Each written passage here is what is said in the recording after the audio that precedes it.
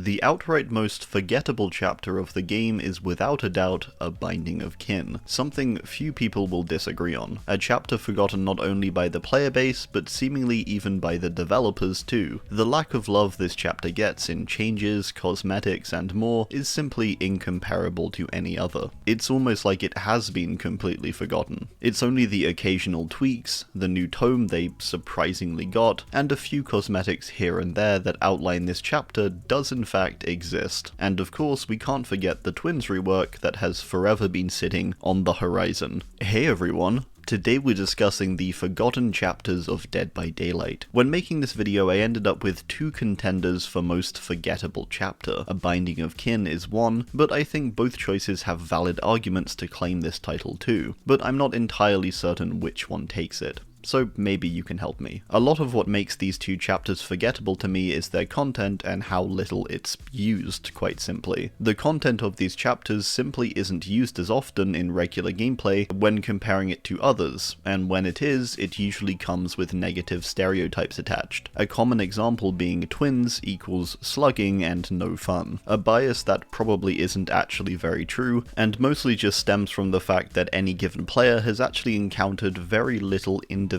twins players. I'm almost certain the number of twins I faced this year is potentially in the single digits. When it comes to the twins, people simply don't play them. On that note, I think we should now discuss and explore the obvious contender for most forgettable chapter, and one I've already sort of started talking about. A Binding of Kin. The other I want to keep a mystery for now. We'll discuss it a bit later on. 2020 was the year A Binding of Kin released, and this definitely did play a part in the chapter's quality and success. I don't think it's really contested that this chapter didn't feel very finished, and it's quite likely that this was a result of the ongoing pandemic and change of working conditions for the developers. This too was likely the first chapter properly affected by the changed working conditions, with Silent Hill releasing in an incredibly good state, and Descent Beyond after having its problems but mostly being solid. 2020 was also the year of chapters not getting maps, because at the time old maps were instead being reworked in the Realm Beyond update. This meant A Binding of Kin's content was just the killer and survivor.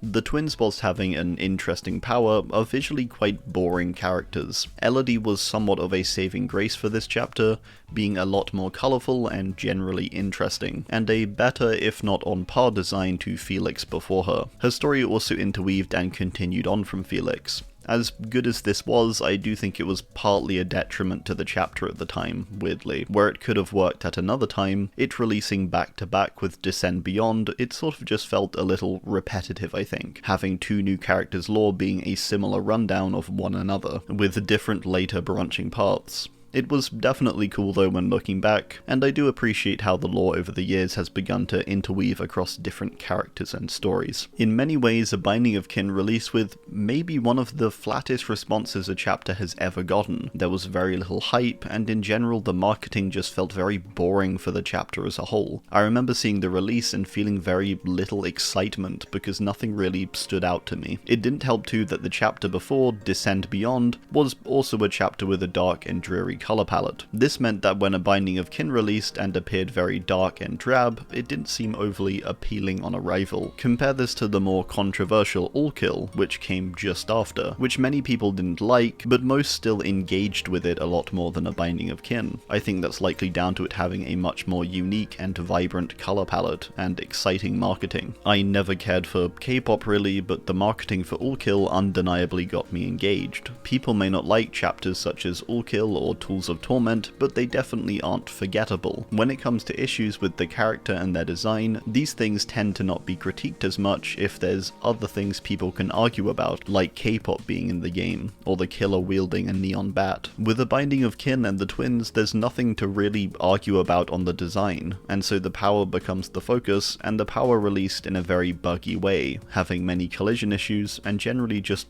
glaring flaws in how it worked. All of this therefore made the chapter feel a whole lot worse than maybe it actually was. There were issues with this release that felt like they should have been spotted prior to it even coming to the PTB. For example, if you played as Victor and a survivor jumped into a locker, you couldn't do anything, unlike now where you can hold a survivor in place. Back then, Victor just couldn't do anything, a clear flaw in the design that had been overlooked entirely. The other big thing I remember was when Victor attached onto a survivor, the survivor could just hold him forever and never let him go. This essentially meant against a half-decent team, you could use your power once, then for the rest of the game, the survivors could essentially stop you from using it so long as they evaded you and never got rid of Victor on their back. They could just hold him. This later being resolved by Victor getting a time limit, in which he can remain on a survivor, and Charlotte further being able to recall him. Still, these things felt like they should have been ironed out in testing. I think that's why a lot of people felt sort of off-put by this, was that it didn't feel tested. My opinion on this is it was likely down to the pandemic, and so probably not the developer's fault, as it were. Still, it didn't feel great to wait and get hyped for the next chapter, only for it to have so many of these clear issues upon reveal. The initial wave of issues I think left a very bad impression for the future of this chapter. Many I don't think have ever really gotten over these first few months of the characters, when they had a lot of issues and were not very enjoyable to play. The twins had just got here, but it already felt like everyone was sort of just done with them, even if their power did have a lot more to offer, and was at its core interesting. The marketing, the release, and the disappointment of not even the power really, but all the power's flaws and issues, made this chapter very forgettable, and made its longevity as a piece of content very short. The other thing that stunted the longevity and memorability of this chapter was the perks. The perks of A Binding of Kin were absolutely horrendous. Twins came with coup de grace, hoarder, and oppression. Coup de grace was left in a state of practical uselessness for years until its buff, and even now tends to only get some niche usage. Hoarder has never seen usage ever really. It had bugs upon release, and even had some of its effects removed, nerfing it down from weak to weaker. Oppression isn't necessarily a bad perk, and is actually quite useful sounding. The only thing that stunts the perk is the outrageous 80-second cooldown applied to it, which gives it precisely zero possibility of ever being the better perk over pretty much any other generator slowdown perk. In Elodie's case, her perks are more just extremely niche to the point of being quite pointless. At least she had some fun ones though that functioned properly. Deception is a fun and mildly viable perk, but once killers become aware of its existence, it sort of becomes pointless a lot of the time. The same can be said for Power Struggle. Most good killers will just avoid walking through pallets when carrying survivors regardless of the situation they're in. Even with its buff to 15% wheel progress, it's still a niche perk. Her final one, Appraisal, is centered around chests and pulling even more items out of them. Chests were never strong necessarily, and over the years items have been getting progressively nerfed and nerfed to a point where it's sort of just not worth it most of the time to open a chest that many times. Appraisal simply isn't needed. So that's A Binding of Kin, a chapter stunted by the pandemic, its release date, its drab colour scheme and visuals, and finally the content being enjoyed mainly by a niche in the community. The second competitor for being most forgettable is, drumroll,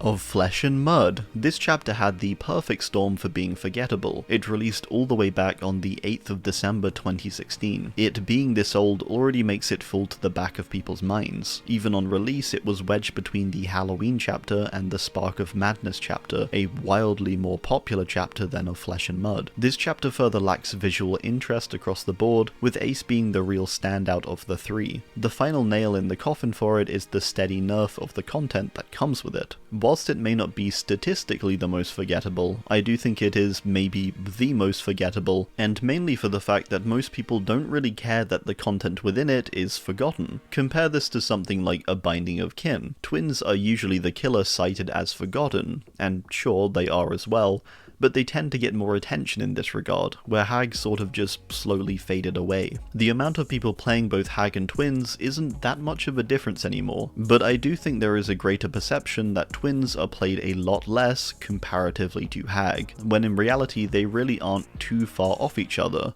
and are the clear outliers when it comes to the full roster. People generally tend to forget Hag, including myself. She's further been slightly more forgotten I think as the years have gone on, not just because the content is so old, but also because she's been getting slowly weaker over the years. At one point I would debate she was maybe the third strongest character, where now she's often out of the top 10 for some people. It means that where before people might play her because she was strong, now there's not really much of a demand for that, with there being a bunch bunch of other stronger options that people mostly cite as more fun too. Why play a slow, campy hag when you can bound about as Wesker? I reckon it just doesn't seem as appealing to a lot of people. When it comes to the perks, it doesn't get much better. Hex Ruin was once the perk to run on Killer, and you would rarely see a build without that perk. Those days are long gone now though. Similar to Hag's own slow fall in the tier list, her perks have suffered a similar fate. Hexes in general have become less popular over the years with the introduction of boons,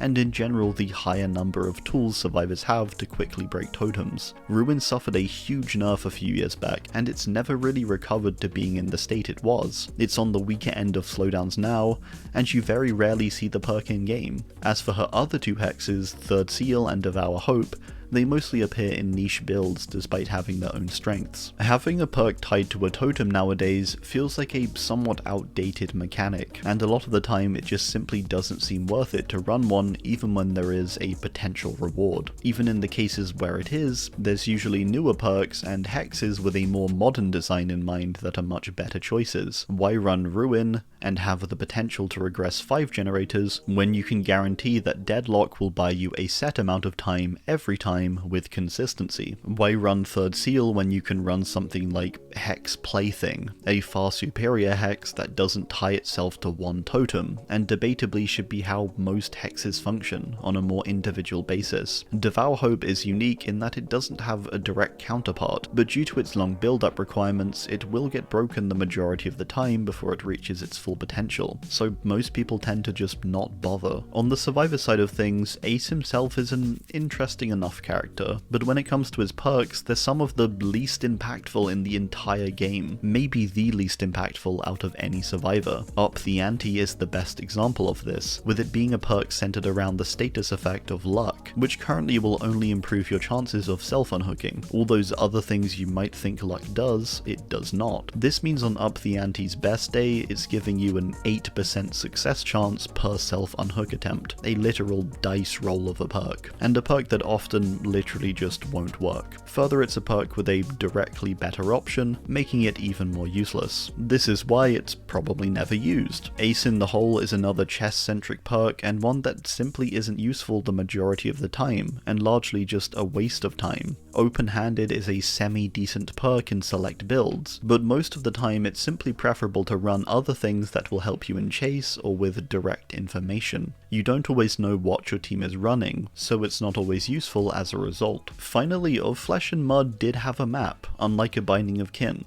However, the map is probably one of the most hated ones in the game. The Swamp Realm is liked by very few, and again has a very drab colour palette, and very little that makes it stand out. It's also had issues over the years with being far too big, having loads of dead zones and area around its edges, being filled with lots of clutter at its centre, stuff like that. Most people don't really complain about these maps anymore, but it's, again, I think partly down to it just falling to the wayside. It's been a problem for so long, most people sort of just gave up complaining about it, instead opting to focus on something new entirely. These maps are the only ones I believe now out of the original content of the first year that haven't been reworked and changed significantly. This makes the two swamp maps easily the most outdated within the game, and probably the closest representation of how the game used to go and flow. This is another thing on the horizon along with the Twins rework, the swamp rework, and I think it's going to be interesting seeing how it all shapes up. So, that's my argument for the two most forgettable chapters of Dead by Daylight. Thanks, and goodbye.